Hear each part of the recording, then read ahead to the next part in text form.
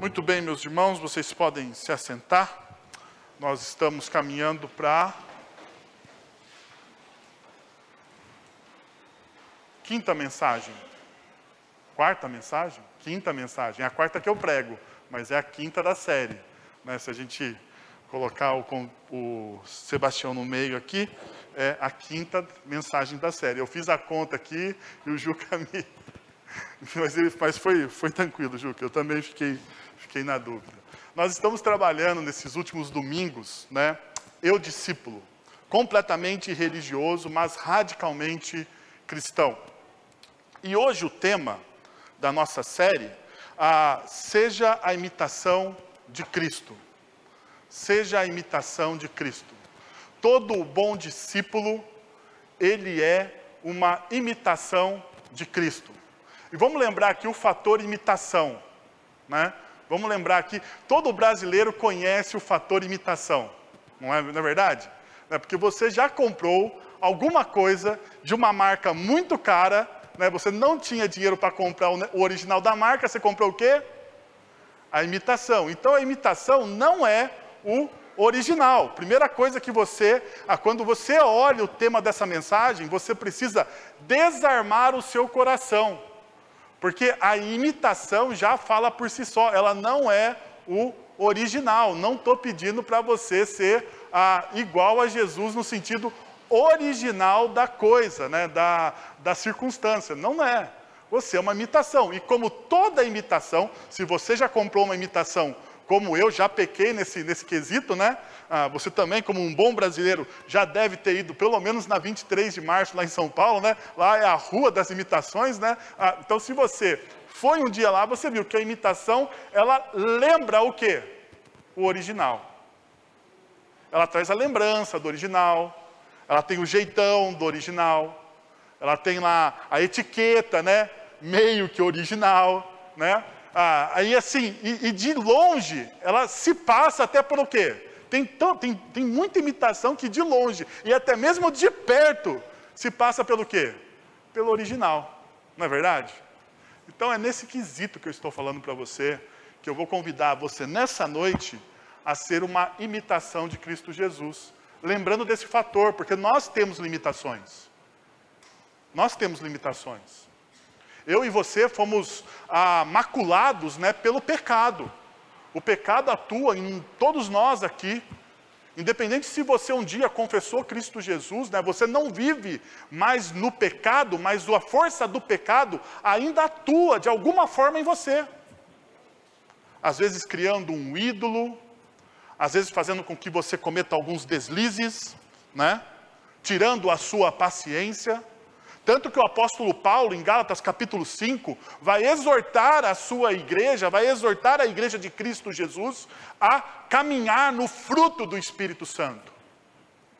Que é o amor e os desdobramentos desse fruto, longanimidade, a bondade, a amabilidade, tudo aquilo que tem a ver com a santificação do coração de uma pessoa. Bom, mas antes da gente entrar nos textos bíblicos, como é de praxe aqui, vocês sabem que eu gosto disso, eu gostaria de provocar vocês com uma pergunta. Quando você precisa tomar alguma decisão em sua vida, a Bíblia é o seu guia de fé e prática? Olha que eu estou perguntando para você. Quando você precisa tomar uma decisão séria na sua vida, séria,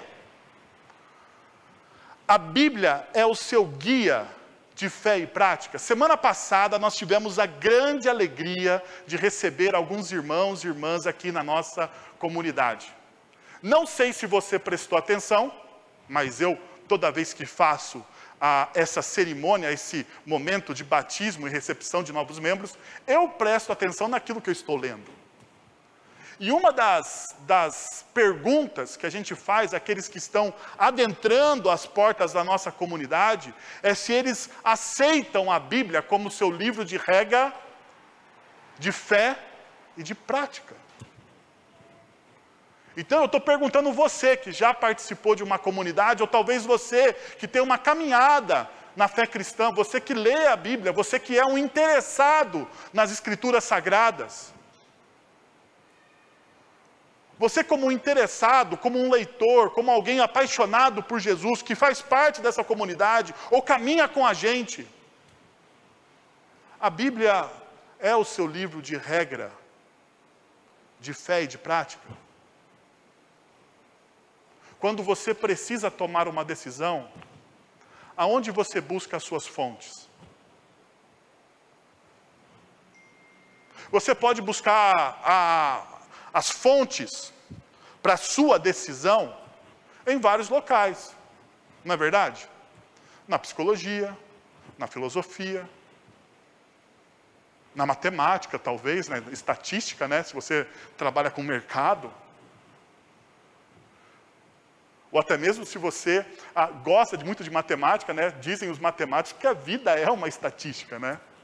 Então você pode ter várias fontes aonde você busca a sua fonte de decisões. Bom, como vocês sabem, no Brasil a gente não tem muitas pesquisas a respeito disso na igreja brasileira. Mas nos Estados Unidos, nossos irmãos americanos têm pesquisa para tudo, né? Eles têm vários institutos de pesquisa. E um dos institutos de pesquisa cristão que eu gosto muito, chama Instituto Barna, né? Ele fez essa pergunta exatamente para os cristãos: como a Bíblia influencia a sua vida? E ele traçou cinco perfis de pessoas que estão dentro de uma comunidade. Essa pesquisa foi feita em 2019, com mais ou menos 2.300, 2.400 norte-americanos adultos. E eles traçaram os perfis aí. Bom, veja aqui os perfis. Primeiro, o perfil centrado bíblico. Ele interage com a Bíblia completamente. É transformado em seus relacionamentos e suas escolhas são moldadas pela Bíblia. Perceba só, esse cara que é centrado nas Escrituras Sagradas, os seus relacionamentos são transformados pela Escritura. Mas não só os seus relacionamentos, todas as suas decisões, todas as suas escolhas são moldadas pelo quê? Pela leitura das Escrituras. Então esse é o cara que é centrado nas Escrituras Sagradas. O segundo perfil traçado é o engajado bíblico. O engajado bíblico, ele interage com a Bíblia frequentemente. Perceba, não é completamente.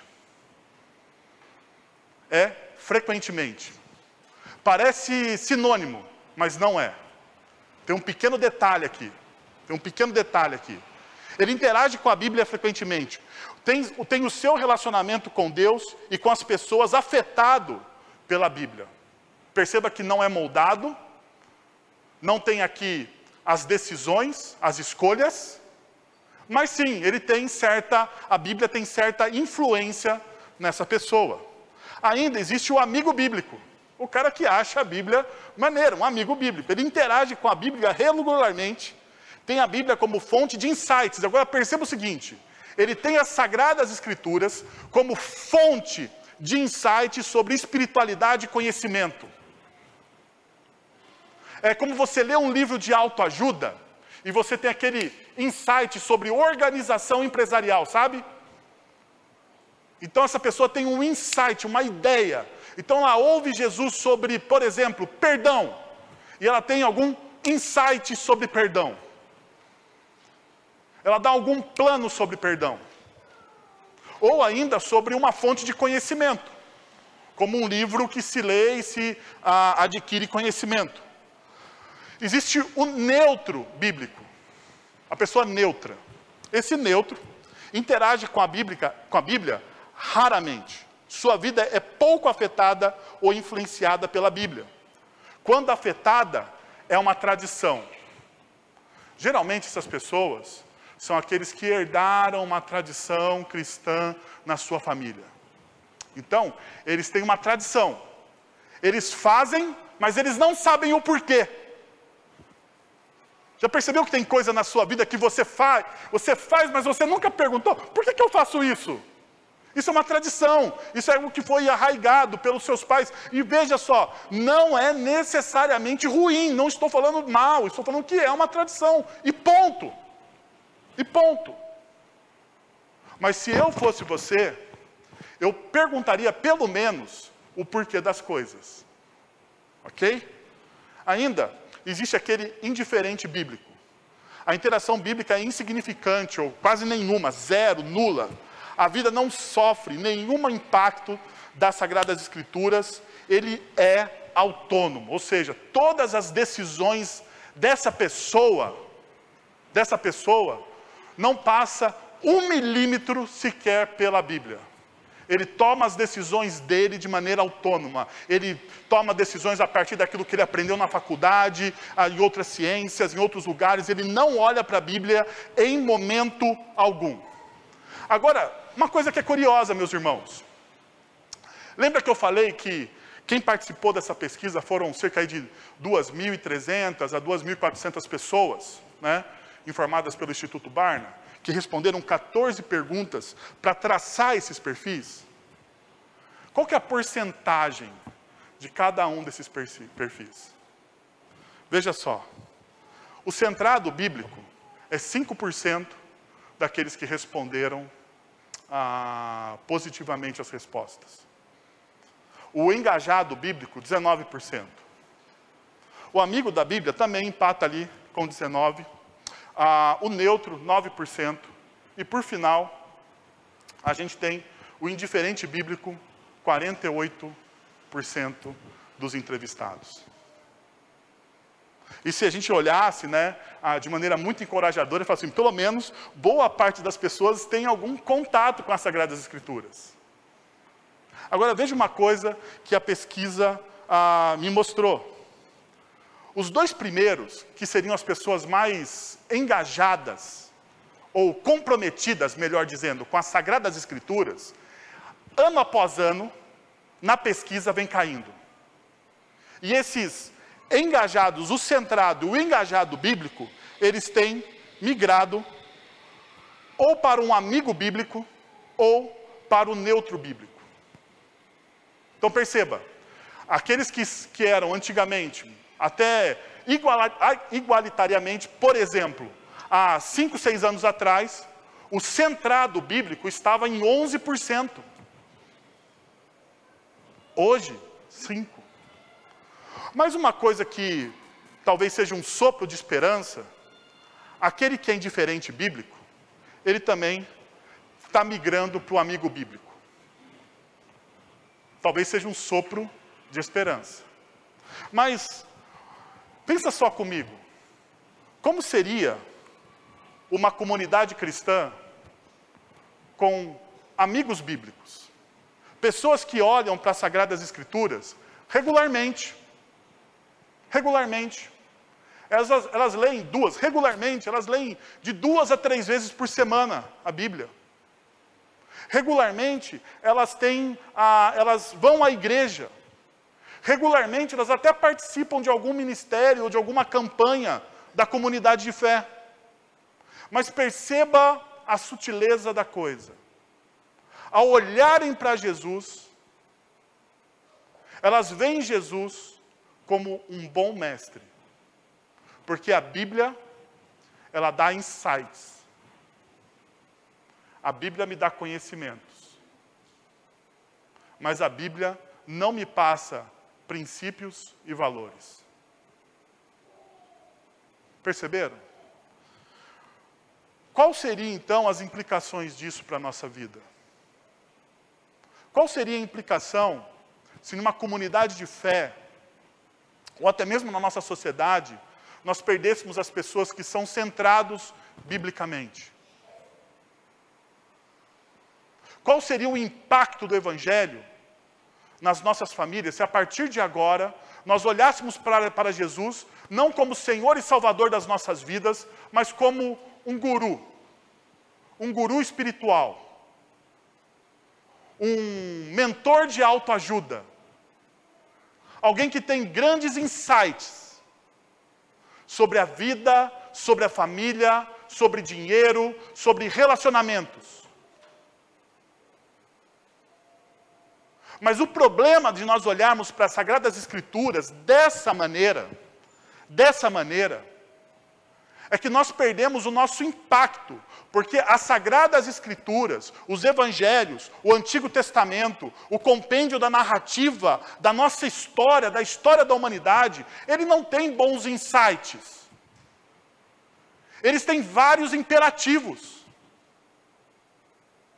E o imperativo bíblico muitas vezes está recheado de valores e princípios, de normas éticas, de como você deve se portar no seu negócio, dentro de uma faculdade, com o seu conhecimento, como profissional, como esposo, como pai. E esses imperativos bíblicos deveriam nortear a nossa vida.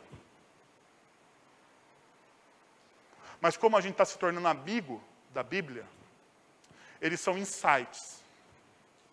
Então Jesus está igual aos grandes líderes religiosos que tiveram insights. Perceberam? A pergunta que eu quero fazer para você hoje é, onde você se encaixa nesses perfis? Eu gostaria, não precisa responder para mim, não levante sua mão, não fique em vergonha, fique tranquilo. Não teremos aqui um momento de confissão pública de ninguém. Mas eu gostaria que você fosse sincero no seu coração. Olhando para cada perfil, para cada descrição que foi dada, você pudesse chegar e falar assim, não, eu estou nessa posição. Eu sou assim hoje. Talvez eu estou aqui como um amigo, talvez eu seja um neutro, talvez, meu Deus do céu, eu sou um indiferente, eu vim hoje porque eu estou na casa da minha mãe. Pode ser. Pode ser. Então eu gostaria que você realmente tivesse uma experiência hoje de olhar para o seu coração e perceber quais são as suas dificuldades, as suas lutas. Bom, veja que Jesus, ele vai dar uma advertência, ele vai mostrar para a gente, em João capítulo 8, verso 12, não é o texto que a gente vai adentrar ainda, mas é só para você ver a advertência que Jesus nos dá. Olha só o que ele diz, eu sou a luz do mundo, quem me segue nunca andará em trevas, mas terá a luz da vida. Perceba, luz do mundo, luz da vida. Jesus, ele está falando, primeiro, entenda que a luz que você não pertence previamente a você. Não tem a ver com o seu potencial escondido. Jesus não está retirando de você o potencial escondido de você, com a luz que você tem. Não tem uma luz dentro de você que ele vai lá e Jesus acende a sua luz. Não tem nada disso. A luz do mundo, que é Jesus, ele doa a luz para você. É isso que você precisa perceber. Que Jesus, ele é o doador de toda a luz. Se você tem luz em você, essa luz que você tem na sua vida está ligada à luz do mundo. Perceba essa realidade. Perceba uma outra realidade. Que essa luz que você tem em você, ela dissipa as trevas que estão ao seu redor. Essa luz que você recebe como discípulo de Jesus, ela tem em si um significado. Jesus nos dá essa luz por algum objetivo. Não é para você guardar, tanto que no Sermão do Monte, Jesus vai falar que nós somos o quê? A luz do mundo. Não é isso que ele diz lá? Ele vai dizer para os seus discípulos, ensinando a ética do reino, dizendo assim, olha só, meus queridos amigos de caminhada. Jesus diz aos seus discípulos, vós sois a luz do mundo. E a gente não pode pegar a luz e colocar debaixo da cadeira ou debaixo do banco. A gente coloca a luz nos lugares mais altos para que ela ilumine toda a casa. Por quê? Porque a luz dissipa as trevas. E uma coisa muito importante quando você lê o Evangelho de João, que talvez seja um dos evangelhos mais profundos e complexos da leitura bíblica. Porque João é altamente filosófico. Se você gosta de leitura mais robusta, não comece por João, por favor. Se você gosta de coisas mais simples, comece por Marcos. Se você gosta de coisas mais robustas, comece por João. João, ele está falando, sim, de uma figura aqui de trevas. E trevas, na filosofia grega, ela é o caos. O que João está dizendo a respeito aqui, o que Jesus está dizendo no Evangelho de João, para nós, é que ele dissipa o caos ao qual nós estamos inseridos. Que a luz que ele nos dá reverte todo aquele caos. Ele coloca em ordem a sua vida. E talvez o que você precise entender é que você deve segui-lo, porque percebe-se que existe uma condição para você ter a luz. No meio do versículo diz, quem me segue, e esse quem me segue é o discípulo. Então, se você deseja que as trevas da sua vida, que o caos da sua vida seja dissipado pela luz de Cristo Jesus, você precisa, então, seguir a Jesus. Você precisa seguir a Jesus. A pergunta que a gente talvez precise responder nessa noite é como? Só que é o seguinte, estudando o texto bíblico, essa pergunta de como talvez seria uma série aqui, né? Seria um negócio gigante. Então eu vou fazer algo, eu vou pegar um discípulo de Jesus muito próximo, né? Não foi um discípulo in loco, mas um discípulo muito próximo, que está nas Sagradas Escrituras, e que nos dá um bom vislumbre de como sermos imitadores de Cristo Jesus. Então, abra a sua Bíblia em 1 Coríntios, capítulo 10, nós vamos ler a partir do verso 23, e vamos até o capítulo 11, verso 1. E por que eu vou explicar isso? Já vou explicar para vocês, porque nós vamos ler do 10, 23 ao 11 primeiro. Porque 1 Coríntios, ele tem grandes divisões, né? Grandes assuntos. E Paulo, a partir do capítulo 8, ele está estudando a respeito do testemunho do corpo de Cristo, da visão do corpo de Cristo, da unificação do corpo de Cristo, e como o corpo de Cristo funciona. Você pode perceber, né? Vai falar sobre dons espirituais, vai falar sobre a ceia, vai falar sobre vários assuntos, vários assuntos. E o capítulo 10, né? Quando o pessoal fez a divisão do texto, na minha opinião e de alguns comentaristas que eu li, lógico, né? Não estou sozinho nessa, o versículo 1 do capítulo 11 deveria ser o final do capítulo 10, entendeu? Então, por isso que nós vamos ler toda essa parte. Perceba, leia comigo, tudo é permitido, mas nem tudo convém. Tudo é permitido, mas nem tudo edifica. Ninguém deve buscar o seu próprio bem, mas sim os dos outros. Comam tudo o que se vende no mercado, sem fazer pergunta por causa da consciência, pois do Senhor é a terra e tudo o que nela existe. Se algum descrente o convidar para a refeição e você quiser ir, coma de tudo o que lhe for apresentado, sem nada perguntar por causa da consciência. Mas, se alguém lhe disser, isso é oferecido em sacrifício, não coma, tanto por causa da pessoa que o comentou, como da consciência. Isso é, da consciência do outro e não da sua própria. Pois, por que a minha liberdade deve ser julgada pela consciência dos outros? Se participo da refeição com ação de graças, por que sou condenado por algo pelo qual dou graças a Deus? Assim, quer vocês comam, bebam, façam qualquer outra coisa, façam tudo para a glória de Deus. Não se tornem motivo de tropeço, nem para judeus, nem para gregos, nem para a igreja de Deus. Também, eu procuro agradar a todos, de todas as formas, porque não estou procurando o meu próprio bem, mas o bem de muitos, para que sejam salvos. Versículo 1 do capítulo 11. Tornem-se meus imitadores, como eu sou de Cristo. Tornem-se meus imitadores, como eu sou de Cristo. E eu gostaria, então, de começar com vocês pelo final desse texto. E a primeira lição que eu gostaria de tirar com vocês é essa. Uma meia-verdade distorce toda a verdade. E, por consequência, você passa a viver uma mentira. Presta atenção.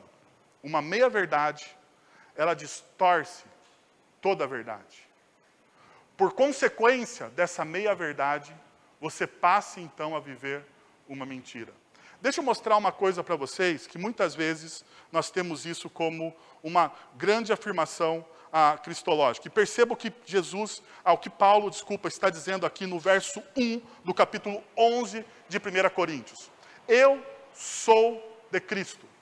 E isso aqui tem a ver como você vive para Cristo.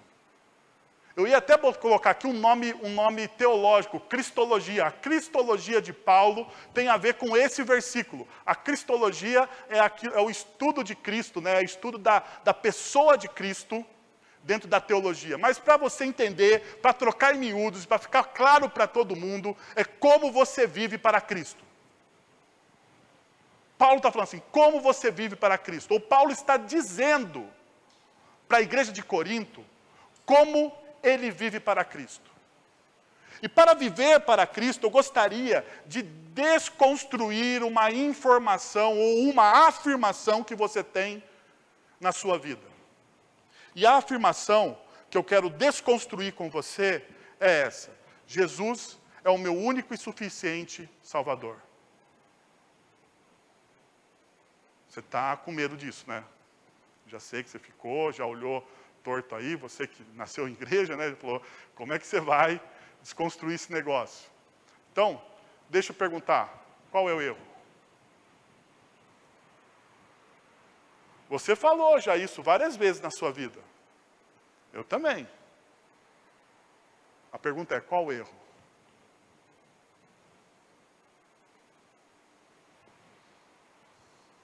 Não tem pegadinha não, tá? Você olha para a frase, se o português estiver certo, é isso mesmo que eu quis dizer. Deixa eu mostrar para vocês o que isso tem a ver com cristologia. Perceba o seguinte, pensa nas várias atividades que você tem na sua vida. Trabalho, igreja, família, filhos, esporte, amigos, estudo, casamento, viajar. Essas são poucas ou muitas das nossas atividades, né? A gente não consegue colocar tudo num gráfico. E quando eu falo que Jesus é o meu único e suficiente Salvador, somente, quando eu resumo a cristologia a isso, eu estou dizendo o seguinte: eu estou no controle de tudo, e Jesus, ele faz parte do meu mundo. Jesus, ele faz parte do meu mundo porque ele é um Salvador. Porque todo mundo precisa de um Salvador. Porque todo mundo precisa da narrativa de ser salvo. Você necessita de um Salvador. E é uma verdade, nós precisamos de um Salvador. Tanto que Deus, de maneira graciosa e misericordiosa, ele enviou Jesus para nos salvar dos nossos delitos e pecados. Mas existe um problema nessa cristologia. Porque essa cristologia, lembra que eu disse?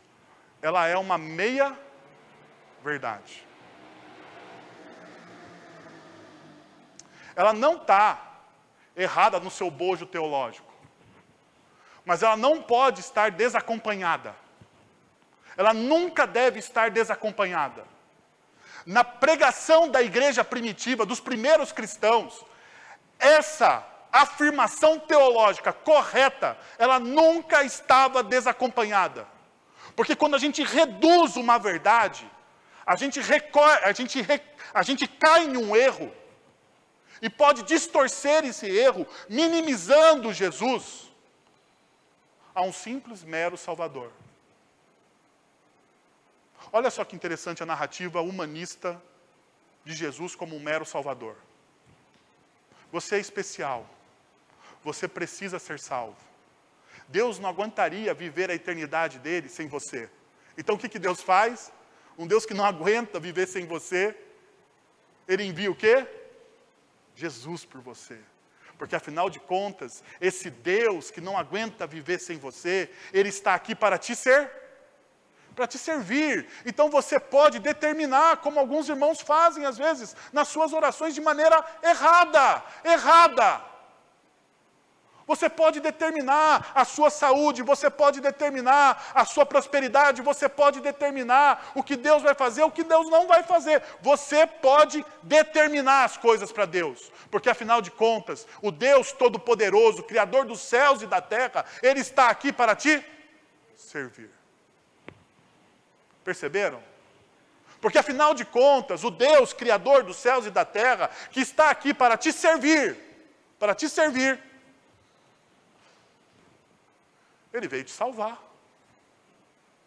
Então Ele é o teu Salvador. Não importa o que você faz com a sua vida. O importa é que Ele está aqui para te servir. Não importa a forma com que você vive de segunda a sexta, ou de segunda a sábado. O importante é você estar num culto, pagando o seu pedágio, santo para Deus, né? Porque é assim que a gente vive, né? Muitas vezes a gente paga o nosso pedágio santo para Deus um domingo, para dizer, Senhor, está aqui, está pago. Então quando eu orar, por favor me atenda, por favor me atenda. Por favor me atenda.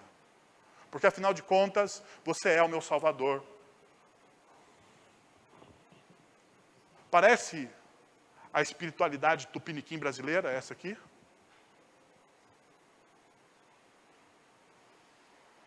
Deixa eu mostrar para vocês.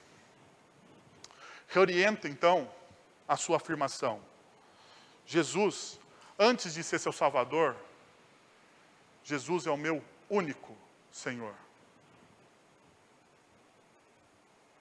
Perceba que o primeiro discurso da igreja, Atos capítulo 2, versos 36. Esse Jesus, Pedro falando, esse Jesus a quem vocês crucificaram, Deus o fez o quê? Senhor e Cristo. As duas afirmações. Jesus, Ele é o meu único Senhor. E Jesus, Ele é o meu Salvador. Então, a afirmação não pode andar desacompanhada. Jesus é o meu único Senhor e suficiente Salvador.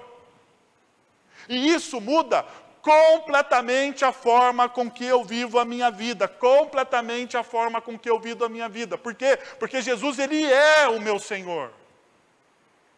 E Jesus sendo o meu Senhor, tudo aquilo que está nas Sagradas Escrituras, elas não são apenas insights. Não são apenas boas ideias. Aquelas verdades que estão nas Sagradas Escrituras, como a própria Bíblia nos ensina constantemente, as verdades que estão nas Sagradas Escrituras são água viva para o nosso coração. Que as sagradas palavras de Deus, proferida pelos seus profetas, proferida pelo próprio Cristo e pelos seus apóstolos, elas são o direcionamento direto de Deus para o nosso coração. Mas eu preciso ter Jesus como meu Senhor. E você ter Jesus como seu Senhor, redimensiona a forma como você enxerga Ele. Porque quando Jesus fala, por exemplo, perdoe o seu inimigo, você vai e perdoa. Não é isso? Quando Jesus fala, ama o teu próximo como a ti mesmo, você vai e ama o teu próximo como a ti mesmo. Né? Ou seja, tudo aquilo que você gosta de ter, você deve oferecer para quem? Para o teu próximo. Não é verdade? Porque não é como a você mesmo? Ou eu estou errado, assim, eu errei na interpretação do texto? Não é como você mesmo. Se ama o teu próximo como a você mesmo, como que você se ama? Bom, eu sei, né? Nossa sociedade hedonista e materialista, né? Ela ama o eu como ninguém. Então a gente aprende a amar o eu desde bebê. Né? Marca do pecado. A única coisa que nós amamos de fato na vida é o eu. Marca do pecado. Pode ver. Gênesis capítulo 4. Por que Caim matou Abel? Por inveja. E por amor ao quê? Ao seu orgulho. Caim foi ferido aonde? No seu orgulho. A adoração dele foi rejeitada. E ao invés dele encarar a rejeição dele e arrumar a vida, o que ele faz?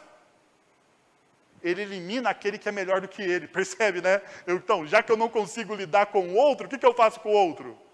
Elimino o outro. É essa a narrativa do pecado, meus irmãos. Mas agora perceba o que o Evangelho nos diz. Ele manda a gente fazer completamente o contrário, vai contra a nossa natureza. Você ama o teu próximo como a você mesmo.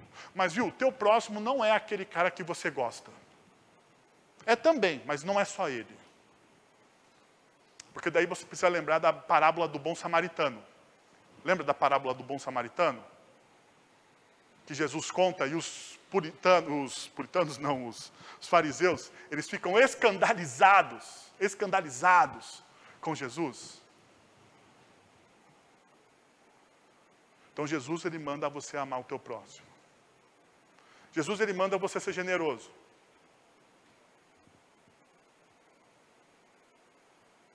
Ah, mas o que significa isso, pastor? Ué, você tem que ser generoso. O que é ser generoso? Fala aí, talvez você saiba melhor do que eu. Você é mais inteligente. Eu sei que eu tenho uma congregação muito mais inteligente do que eu. Você sabe disso.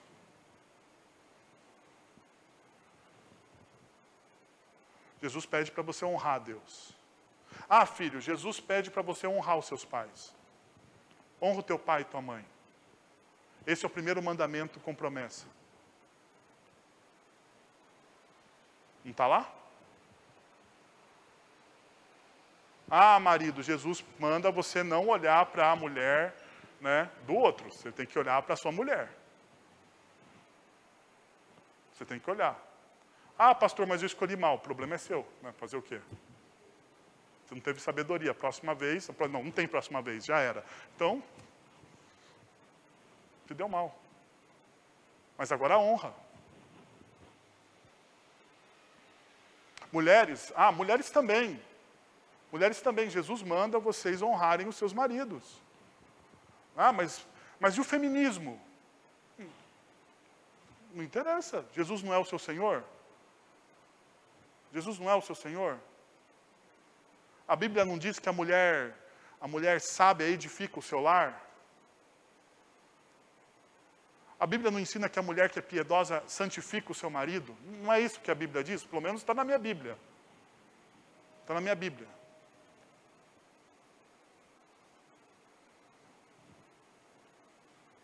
Não pense você, marido, que está fácil para você, porque você precisa amar a sua esposa como Jesus amou a igreja. Você não gosta desse texto? Também não, gostaria de tirar, mas está lá. Está lá. Você tem que amar a sua esposa como Jesus amou a igreja. Pergunta, como que Jesus amou a igreja? Se você não sabe como Jesus amou a igreja, vou te dar uma dica de leitura durante a semana.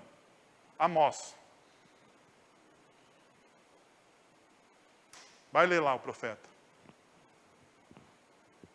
Vai lá. Vê como Deus ama Israel. E depois você me diz. Não é?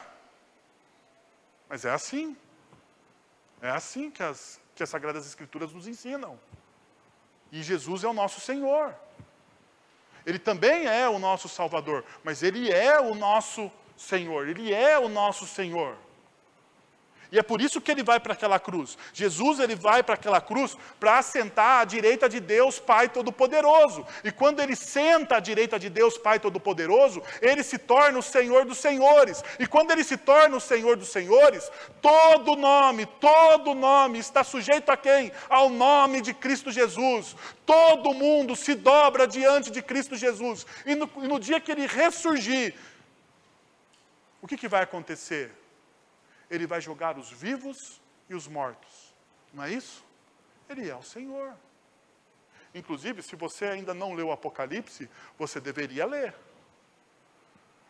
Porque aquele Jesus vegano que você está acostumado a ver nos filmes, né? Jesus lá de bata, né? Cabelão, vegano, paz e amor. Ele acabou. Sério? O Jesus que o Apocalipse me apresenta, ele vem montado no cavalo branco. Na sua coxa está escrito Rei dos Reis, Senhor dos Senhores. A discussão teológica se é uma tatuagem ou não é.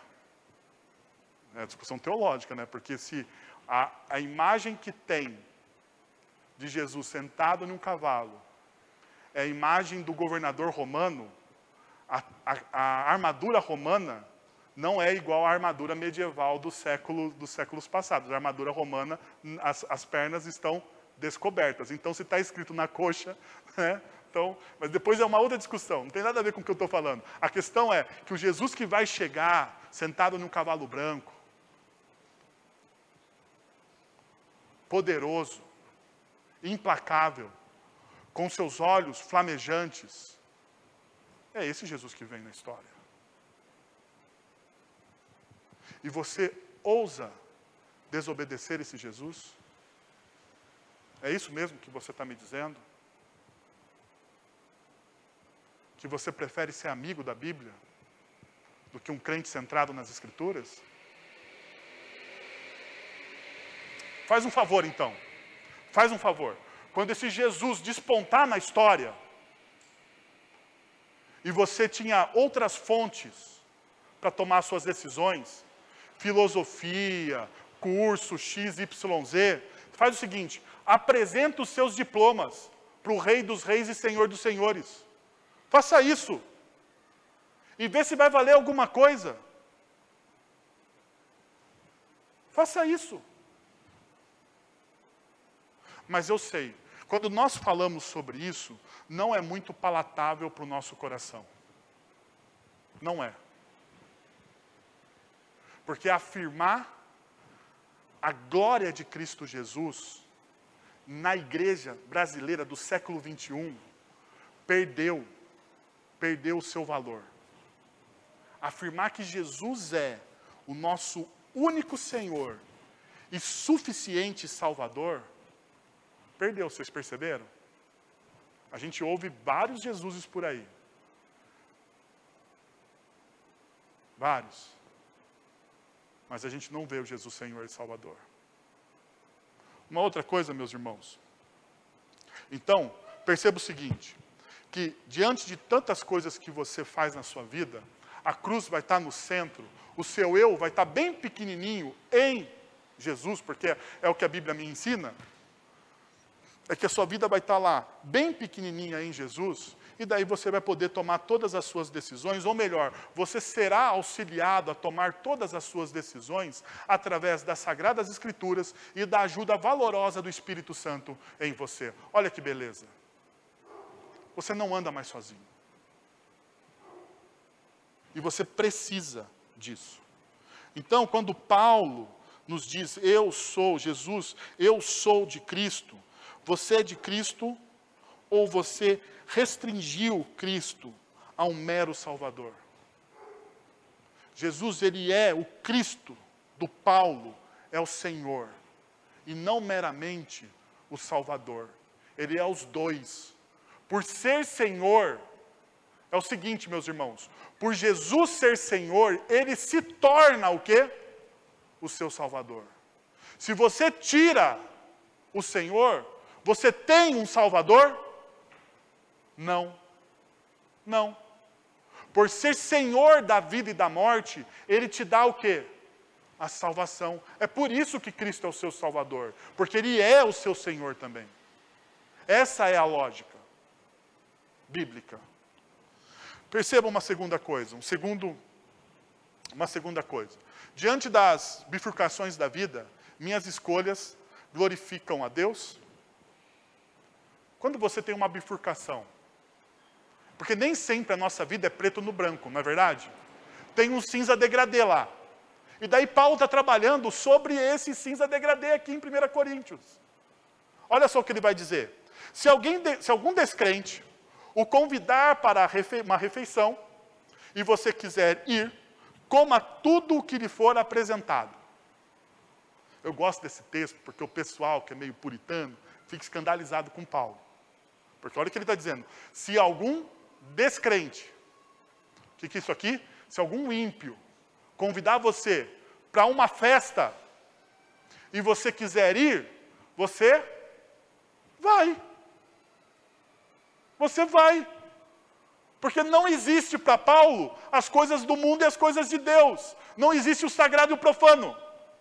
Tudo é sagrado. Então Paulo está dizendo, se algum descrente, se algum ímpio te convidar para uma festa, e olha só, aqui em Corinto, as casas romanas, as casas greco-romanas, elas tinham grandes átrios para festa, elas eram planejadas para festa, muitas vezes. Então elas tinham grandes átrios para festa. E quando tinha-se uma festa, as portas todas ficavam abertas. Então você poderia até entrar de penetra em uma festa lá sem ser notado. E comer e beber tranquilamente. Então essa é o contexto que esse texto está inserido. E o texto está dizendo, mas se alguém lhe disser, perceba, se alguém lhe disser, isso foi oferecido em sacrifício, não coma, tanto por causa da pessoa que comentou, como da consciência. Isso é, da consciência do outro e não da sua própria. Pois, porque minha liberdade deve ser julgada pelos outros. Então o destaque, perceba, olha, se algum descrente te convidar para você ir à festa, você pode ir. Mas o problema está onde? A maturidade está onde? Está na consciência do outro. O outro chega para você e fala, olha, essa comida que você está comendo aí, porque isso era o costume da época, talvez na nossa época não existe isso, mas o que acontecia? Nos templos pagãos haviam também sacrifícios de animais. Então os animais eram sacrificados no templo pagão e depois as carnes do templo pagão iam para onde? Para as vendas, para os açougues da época. E daí se vendia. Então por isso que fala de carne sacrificada a ídolo. Porque era um costume. Ia lá, matava o animal, reaproveitava a carne na venda, vendendo lá o filé mignon, as coisas que estavam lá no sacrifício. Então, diante disso, se alguém chegar para você e falar assim, olha só, essa carne que você está comendo aí, o fulano de tal, comprou do açougue tal, que foi sacrificada ao Deus tal. Por causa dessa pessoa, você faz o quê? Você não come. Porque essa pessoa que está te falando, ela tem uma dificuldade. Ela tem uma dificuldade. Então não é por causa de você. Não é, olha, perceba só, não é por causa de você, não é por causa da festa, e não é porque o alimento foi sacrificado a ídolos. Perceberam? É por causa do outro. Então segura aí, segura essa informação. O foco é no outro, a gente vai chegar lá. Verso 30. Se participo da refeição com ação de graças, porque sou condenado por algo pelo qual dou graças a Deus, agora perceba a cosmovisão do apóstolo Paulo. Olha, se a carne é sacrificada a ídolo, se o cara que me convidou, se o meu amigo que me convidou, ele é um descrente, mas se eu estou fazendo tudo isso com ações de graça, logo isso é o quê? Santificado. Que maravilha. Perceberam? Que maravilha. Porque o chamado do cristão não é para viver em uma bolha. Não é. Nós somos convidados a viver de maneira intencional, para influenciar as pessoas que estão ao nosso redor. E olha só qual é a ação que você deve ter na sua vida. Paulo está dando então aqui o princípio. Como que você glorifica a Deus quando você tem diante de você uma bifurcação na sua vida, a coisa não é preto e branco, a coisa é cinza degradê. Quais são as perguntas que você deve fazer? Verso 31, assim, quer vocês comam, bebam, façam qualquer outra coisa, façam tudo para a glória de Deus. Quais são as duas coisas que devem estar no seu coração, carregar no seu coração, diante dessa vida que nós temos que tomar decisões, e às vezes a gente não tem aquele certo e errado. Primeiro, você está fazendo isso com ação de graças diante de Deus? Então perceba, o seu coração deve estar conectado à palavra de Deus e perceber o que pode ser oferecido a Deus em ação de graças. Perceberam? Segundo passo, aquilo que você está fazendo, vai glorificar o nome de Deus? Aquilo que você está fazendo vai glorificar o nome de Deus? Vai trazer glória, honra? As pessoas vão elogiar, não a você, mas vão glorificar a Deus por isso? Porque perceba, olha o texto que já está projetado. Tiago capítulo 1, verso 7. Verso 17. Toda boa dádiva e todo dom perfeito vem do alto, descendo do Pai das luzes, que não muda como sombras inconstantes. Toda a boa dádiva, cosmovisão. Tiago aqui está falando a mesma coisa que o apóstolo Paulo. Paulo está dizendo o seguinte: tudo que existe na terra, no próprio texto de Coríntios diz, pega o versículo aí, a partir do versículo, abaixo, 23, 24, acho que no versículo 25 ou 26, Paulo vai dizer isso. Tudo que existe na face da terra é de Deus. É de Deus. Então, se tudo que existe na face da terra é de Deus, as minhas ações, elas devem estar recheadas de ação de graças. E elas devem conduzir a minha vida para a glória de Deus. Tudo o que você faz, perceba, quer vocês comam, quer vocês bebam, perceba o que Paulo amplia agora, comer, beber, porque é o assunto principal dele. E depois ele amplia, façam qualquer outra coisa. Ele ampliou, tudo isso, tudo que você está fazendo na sua vida, tudo que envolve as esferas de responsabilidade da sua vida, você deve fazer para o quê? Para a glória de Deus, para a glória de Deus. Então você vai tomar uma decisão na sua vida, como que você toma essa decisão? Primeiro, com ação de graças. Isso pode ser oferecido a Deus. Segundo, é para a glória de Deus. Perceberam a peneira que Paulo faz? Ele não está colocando uma regra inflexível para as pessoas. Ele está fazendo você pensar. A verdadeira fé cristã faz você pensar. Se o seu pastor, se o seu líder espiritual, se o seu guru de autoajuda te dá regras, ele está criando um cabresto para você. A fé cristã, a verdadeira fé cristã me dá liberdade. Em Cristo Jesus eu sou realmente o quê? Livre. E por ser livre em Cristo Jesus, eu penso. Então olha só, Paulo está dizendo, você pode ir à festa. Não se escandalize. Cuide da consciência do outro. Tenha peneiras para aquilo que você vai fazer. Quais são as peneiras? Quais são os filtros? Pode ser oferecido a Deus com uma ação de graças? Ah, pode ser oferecido a Deus. Pode ser, legal. Ah, isso aqui vai glorificar o nome de Deus? Vai glorificar o nome de Deus. Então, faça. Pronto. Então, não quero mais ninguém aqui me perguntando, pastor, posso ou não posso? Não, eu vou perguntar para você a mesma coisa que eu falei para você hoje aqui, para ser coerente. Você pode oferecer isso em ação de graças ao Senhor? Posso. Então, depois, isso é para a glória de Deus? Então vai e faz, meu irmão.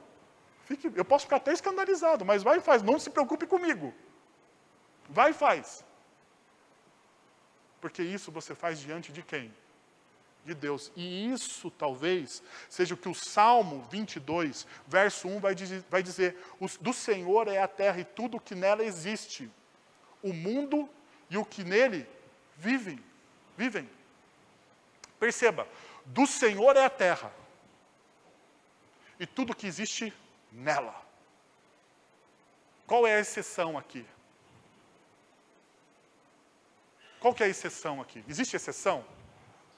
Existe exceção? Aquilo não é do Senhor. Por isso que o Abraham Kuyper vai dizer o seguinte, que Cristo reivindica tudo que existe sobre a criação, visível e invisível, ele brada, isto é meu. Pronto. Perceberam? Não existe dualidade. A batalha espiritual existe? Essa batalha espiritual existe sim, nós não negamos. Mas ela não existe no teor e na forma como as pessoas muitas vezes pregam. Dando mais poder ao diabo do que a Deus. O diabo nos tenta sim. E a Bíblia não nega isso. Mas o diabo não é dono de tudo. Na verdade, o diabo, ele acha que ele é dono, porque ele enganou lá os nossos primeiros pais. Ele acha, mas ele não é, porque na cruz, Cristo Jesus conquistou tudo por nós e tudo para nós. Por fim, tenha uma espiritualidade outrocentrada. Isso aqui é um chute na nossa espiritualidade autocentrada. Autoajuda. Auto. Não é? A espiritualidade é outrocentrada. Perceba o que o texto vai dizer. Tudo é permitido, mas nem tudo convém. Tudo é permitido, mas nem tudo edifica. Olha o filtro aqui. Tudo me é permitido, mas nem tudo convém. Daí você pergunta, mas o que convém e não convém? Daí Paulo vai dizer, olha Paulo repetindo. Então quando você lê nas Escrituras uma repetição, é porque ele está dando ênfase e dando princípio. Tudo é permitido, mas nem tudo convém. Tudo é permitido, o filtro, mas nem tudo edifica. Daí ele restringe. A pergunta é, o que edifica e o que não edifica? O que constrói e o que destrói? Por exemplo, vou dar um exemplo chulo para você entender. Se você é um homem casado e você se envolver com pornografia, isso vai edificar o seu casamento ou vai destruir o seu casamento? Vai o quê? Destruir o seu casamento. Perceberam? Ele está falando sobre edificação e a destruição, sobre não edificar. Então, se eu me envolvo com algo que vai destruir algo que é sagrado para Deus, que é o casamento, por exemplo, uma instituição que Deus fez, então eu não posso me envolver.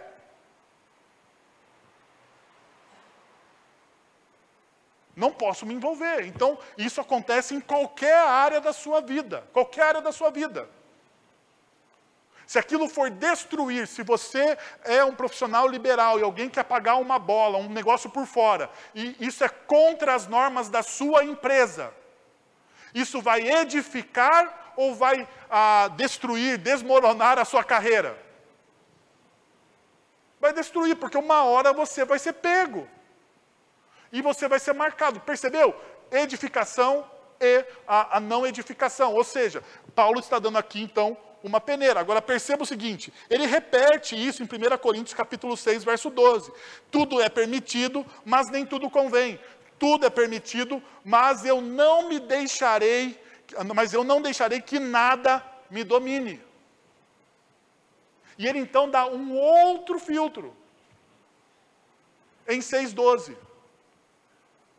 Se o primeiro filtro é edificação, o segundo filtro é o quê? É o domínio. Aquilo não pode dominar o seu coração. Porque se aquilo começa a dominar o seu coração, você começa a entrar num caminho difícil da idolatria.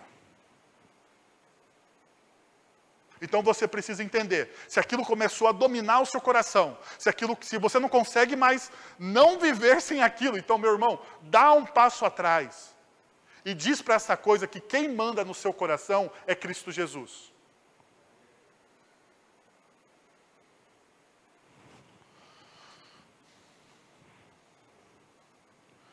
Então, tanto o versículo 23 do capítulo 11, quanto o versículo 6 quanto o capítulo 6 e o versículo 12, eles estão falando sobre testemunho e integridade.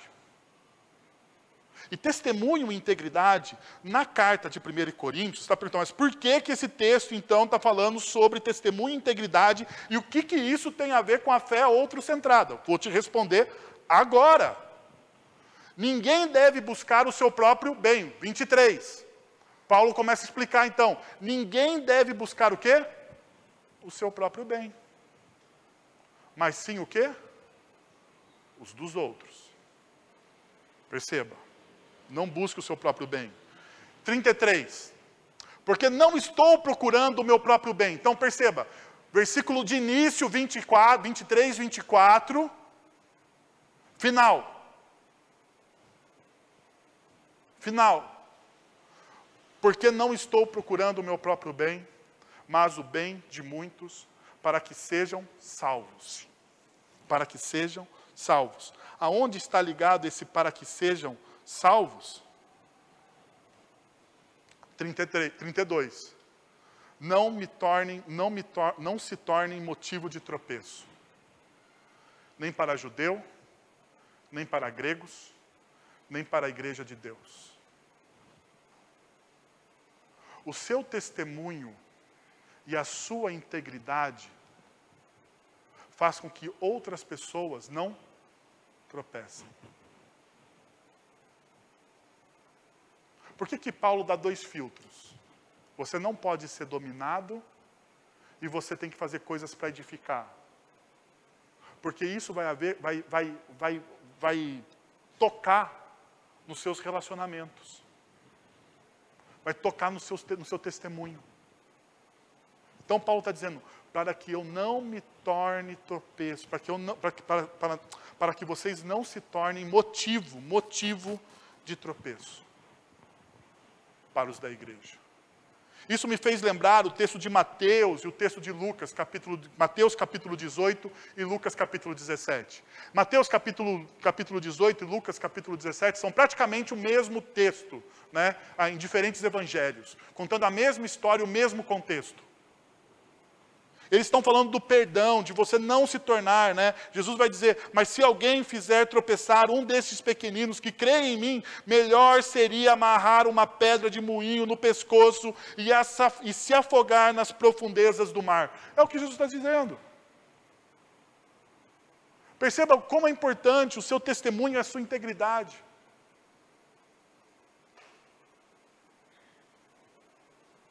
Deixa eu perguntar uma coisa muito séria para você. Você edifica na vida das pessoas? Ou você destrói?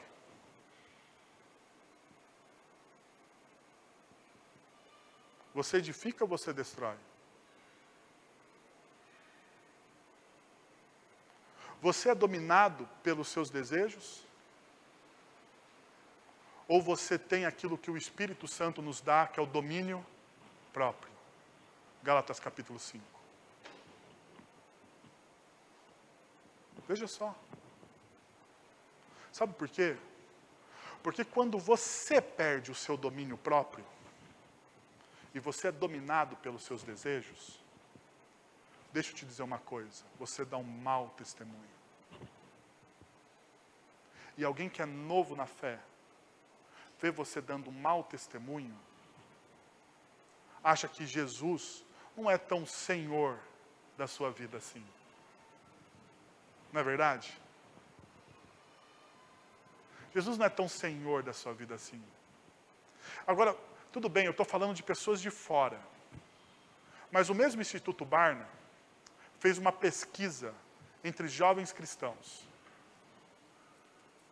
Falando o seguinte, a pergunta é, por que jovens... Na verdade, ele fez uma pesquisa entre ex-jovens cristãos, jovens que não são mais cristãos, nasceram em lar cristão, e deixaram de ser cristão na sua caminhada. Optaram por não mais caminhar nos caminhos da graça de Cristo Jesus. A pergunta do Instituto Barna, por que você deixou a igreja? A resposta de 78% dos meninos que responderam. Eu deixei de caminhar na igreja por causa dos meus pais.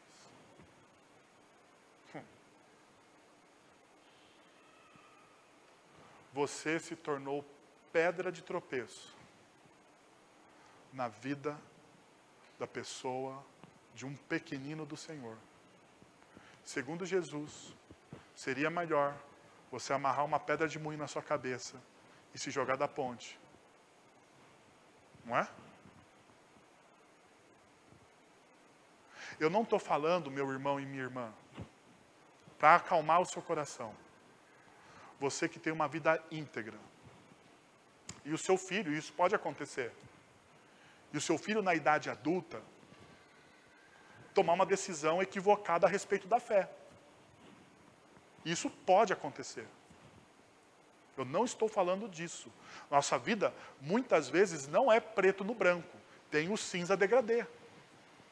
Mas o que eu estou te alertando hoje é sobre o seu testemunho. Jesus nos chama a testemunhar a respeito do reino dele. E isso tem a ver com a minha primeira fala. Jesus, ele é só o seu Salvador? Ou Jesus também é o seu Senhor? Porque se Jesus for o seu Salvador somente, deixa eu te dar uma fala pastoral agora. Você está em maus lençóis. Porque não existe um Jesus Salvador que não seja também Senhor. Eu quero convidar você a pensar em 3 coisas e a gente encerra. Você já fez de Cristo Jesus o Senhor e Cristo da sua vida? Você já fez de Jesus o seu Senhor e Cristo da sua vida? Ou Ele ainda é apenas o seu Salvador? Segundo, qual é a linha de medida das suas escolhas? As suas vontades e desejos ou a glória de Deus? Terceiro, você tem sido íntegro com a sua caminhada cristã? Perceba uma coisa, integridade de testemunho não significa perfeição. Eu não quero uma igreja legalista, farisaica, sem graça no olhar para com aquele que peca. Não é isso que eu estou falando. Integridade de coração tem a ver com humildade e reconhecer os erros e os pecados. É tão importante para a gente a integridade de coração, que em todo culto dominical nosso, nós temos um momento do quê? De pedir perdão pelos nossos pecados. E sabe por quê? Todo culto, uma vez uma pessoa disse, pastor, mas todo culto a gente tem que pedir perdão pelos nossos pecados. Não podia ser só louvor e adoração. Eu falei, meu irmão, não dá. Sabe por quê? Porque eu preciso, como pastor de vocês, treinar essa igreja à humildade. E a humildade e a integridade caminham juntas. Se você não é humilde, você não é íntegro. Você é um fariseu.